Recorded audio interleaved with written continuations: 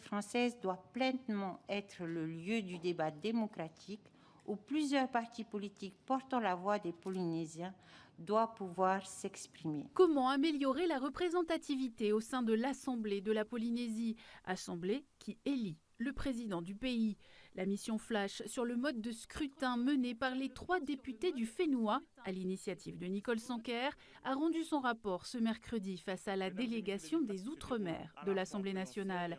Tous considèrent que la loi organique de 2011 tient ses promesses, mais qu'elle est perfectible. Les propositions de notre rapport visent à ajuster le mode de scrutin sans en trahir la logique fondamentale. Il s'agit de conserver l'esprit de la réforme de 2011, dégager des majorités claires, tout en corrigeant ses excès. Nous avons voulu ouvrir des pistes, faire vivre le débat, corriger les déséquilibres.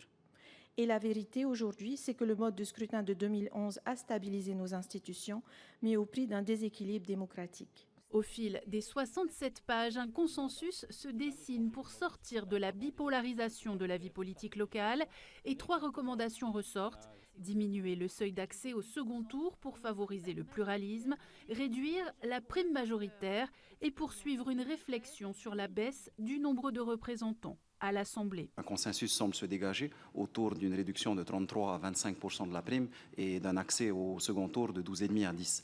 Donc on est vraiment sur des petits ajustements pour améliorer le système qui a le mérite quand même d'avoir assuré une certaine stabilité qui est incontestable depuis quasiment 12 années maintenant. Après, c'est sûr c'est toujours cet équilibre qui est délicat et qui est ténu entre gouvernabilité et représentativité. On a nous-mêmes prêté le flanc pour une réduction drastique du nombre d'élus, puisqu'on est passé de 80 à 60, puisqu'il y avait les 2 collectivités.